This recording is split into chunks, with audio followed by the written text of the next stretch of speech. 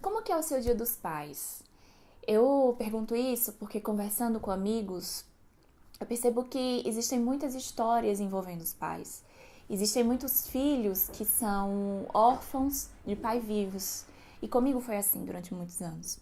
O meu pai morreu faz apenas pouco mais de um mês.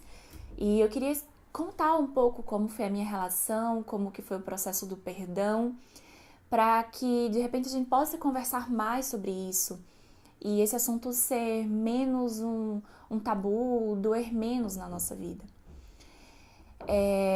Durante Quando eu era criança, os meus pais sempre enxerguei os meus pais como sendo separados, e quando eu era criança, meu pai sumiu de repente, quando eu tinha uns 8 anos. Quando eu tinha 12, ele reapareceu. Mas foi muito difícil para mim esse relacionamento, porque esse tempo que ele ficou fora da minha vida, acho que para uma criança é como se fosse uma eternidade, e ele reapareceu, eu não conseguia nem chamá-lo de pai. Mas aí a gente voltou a se relacionar e eu acho que por eu ter muitas expectativas de como deveria ser um pai, do que eu esperava, eu me distanciei depois de um tempo. E nisso a gente ficou mais de 10 anos longe um do outro, sem nem conversar. Para vocês terem uma ideia, a gente se via na rua, mas não se cumprimentava. E foi muito dolorido isso, muito doloroso para mim esse processo, porque eu passei por um período na minha adolescência de revolta com relação ao meu pai, uma revolta muito grande, porque eu ouvia sempre que o meu pai tinha me abandonado. Eu não entendia por que ele havia me abandonado, sabe? Aquilo me doía muito. E eu passei essa adolescência com muita revolta dele. Quando eu comecei a vida adulta, meus 18 anos, que eu entrei na faculdade e depois que eu me formei, era aquela fase em que eu achava que, você me abandonou? Então eu vou conseguir sem você. Então eu dei o máximo de mim, eu me formei, eu comecei a trabalhar. E era aquele período de uma revolta, mas assim, achando que eu daria a volta por cima sem ter o apoio do meu pai. E aí eu comecei a trabalhar. E aí veio de fato a vida adulta e eu sentia muito o desejo, assim, de querer ter o meu pai, contar pra ele o que acontecia no meu trabalho, contar pra ele o que eu ouvia dos meus chefes, sabe? Querer um conselho, querer aquela opinião do pai, o que é que eu deveria fazer. Então eu passei a sentir muita falta do meu pai. Eu passei a ver que eu havia me formado, eu estava trabalhando, mas aquilo não era tudo na minha vida. Eu precisava do meu pai, precisava dessa figura. E eu me tornei uma pessoa muito ansiosa. E daí essa ansiedade começou a me incomodar e eu procurei fazer terapia.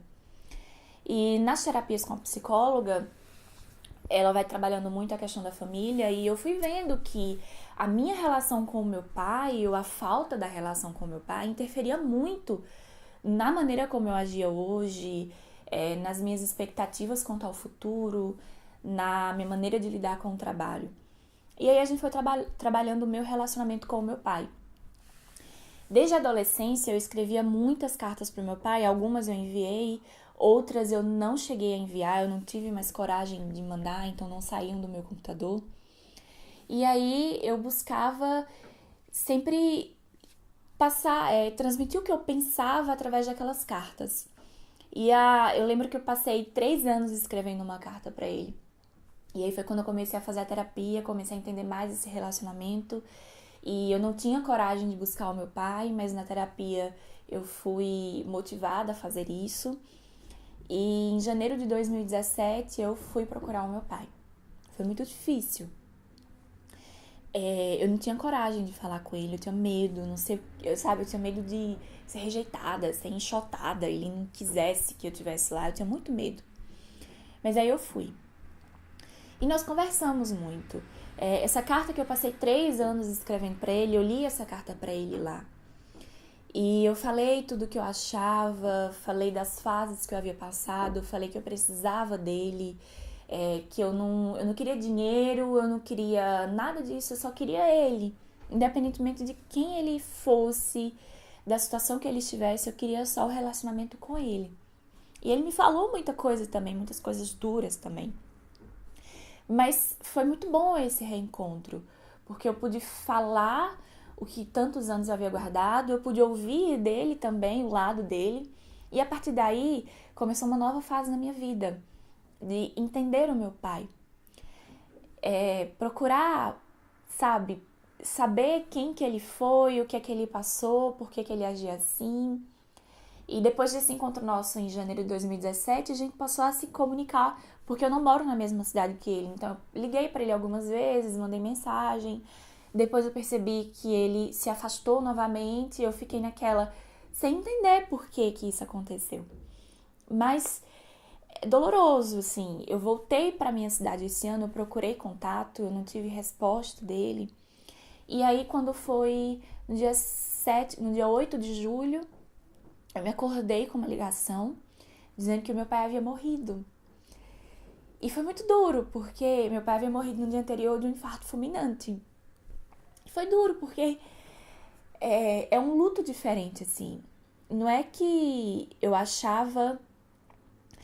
Na verdade, eu tinha uma esperança que a nossa relação fosse ter um final feliz. Acho que de tanta novela que eu já assisti, eu esperava que a gente tava tendo esse momento tumultuado, mas a gente ainda ia ser pai e filha.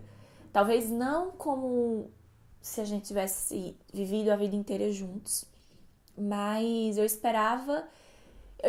tinha essa esperança que a gente ainda ia ter um relacionamento. E com a morte do meu pai, o meu luto não é talvez aquela saudade, porque faz pouco mais de um mês que ele morreu, mas na verdade esse pouco mais de um mês, ele tendo morrido ou estando vivo seria a mesma coisa, porque a gente não tem contato, a gente não tinha contato nenhum.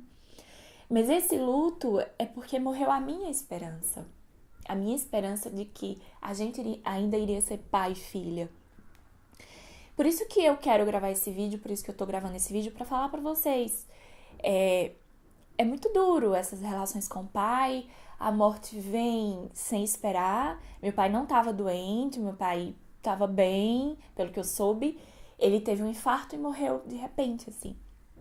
Então, o que eu quero dizer com isso? É que a gente precisa compreender o outro. Hoje eu não tenho mágoa do meu pai. Durante muitos anos eu alimentei isso, mas hoje esse sentimento não tá em mim. Eu perdoei o meu pai, eu pedi perdão ao meu pai também.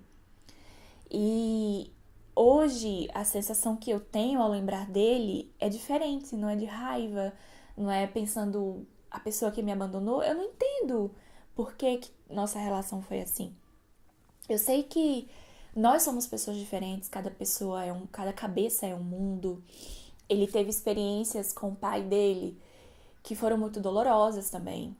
Ele foi uma pessoa que sofreu muito na infância. Eu não conheço a história dele como um todo. E depois que ele morreu, eu soube que ele teve o mesmo comportamento com outras irmãs minhas, que foram fruto de outro relacionamento dele. Então, hoje eu pude perceber que eu preciso entender o outro. Eu não posso só chegar e julgar e dizer que ele foi um pai ruim, que me abandonou, ou então eu sofrer com isso, ficar achando que é que eu fiz para que ele me tratasse assim, que parte da culpa é minha. Não. Eu acho que quando a gente passa a entender que o outro é uma pessoa diferente da gente, que o outro teve experiências diferentes, outras experiências, e teve uma vida e teve oportunidades diferentes, a gente passa a entendê-lo e a gente passa a compreender, e eu acho que é daí que nasce o perdão. Então, eu quero dizer pra você, procura entender o seu pai, sabe? Se seu pai tá vivo e você tem esse relacionamento conturbado como o que eu tive, procura entendê-lo, mas assim, procura seu pai, conversa com ele. Sabe, vai sem medo, mesmo que ele te critique, mesmo que o relacionamento de vocês nunca seja bom, mas procura ele, fala pra ele o que você sente, mas vai com amor. Porque a morte vem e ela não avisa. E o quanto você puder aproveitar essa oportunidade, enquanto se há vida, há esperança. E eu acho que isso vai fazer muito bem pra você, vai fazer muito bem pro seu pai e vai te ajudar. Eu também queria falar para quem acompanha de perto uma relação assim entre pai e filho, não fala que o pai abandonou, Não tenta colocar a pessoa contra o seu pai, porque isso não vai apenas gerar raiva e ódio contra o pai, mas a própria pessoa também vai ficar se sentindo culpada, vai ficar se sentindo uma pessoa que carrega mágoa, porque ela vai querer saber por que, que o pai abandonou, o que, que ela fez. Então eu acho que não é o momento. Eu acho que quanto mais a gente puder espalhar o amor, a união, a compreensão, a nossa vida vai ser mais feliz. E hoje o que me conforta é saber que Deus, ele tem uma vida eterna preparada. E há versículos em Apocalipse 21 que esse ano eu passei a ler muito sobre isso, inclusive pensando nessa questão do meu pai, que a esperança de que se o nosso relacionamento não deu certo aqui, mas ele pode dar certo na vida eterna. E as palavras que me confortaram muito nesse meu processo de luto, me confortam até hoje, é Apocalipse 21, que fala sobre o novo céu e a nova terra. E aí João fala que viu um novo céu e uma nova terra, que o primeiro céu e a primeira terra desapareceram. E ele fala no capítulo 21, versículo 3, que ouviu uma voz forte que vinha do trono, a qual disse: agora a morada de Deus está entre os seus seres humanos. Deus vai morar com eles. E eles, o próprio Deus estará com eles e será o Deus dele. Ele lhe enxugará dos olhos todas as lágrimas, e não haverá mais morte, nem tristeza, nem choro, nem dor, porque as coisas velhas já passaram. A minha esperança do meu relacionamento com o meu pai aqui no mundo, nessa vida, acabou. Mas essa esperança daqui, da Bíblia, de Deus, ela me reconforta. Inclusive, quando eu fui visitar o meu pai, que a gente se viu pela última vez, essa que eu falei em janeiro de 2017, tinha um senhor lá com ele, estudando a Bíblia com ele. Isso me deixa muito feliz, porque o meu pai estava sendo alimentado da palavra que dá a vida eterna. Então, vamos nos apegar a Deus, vamos viver a nossa vida da melhor maneira possível, vamos perdoar as pessoas e conversar mais sobre esse assunto, porque eu acho que só assim a gente vai poder entender melhor a gente, entender melhor o outro e ser mais feliz.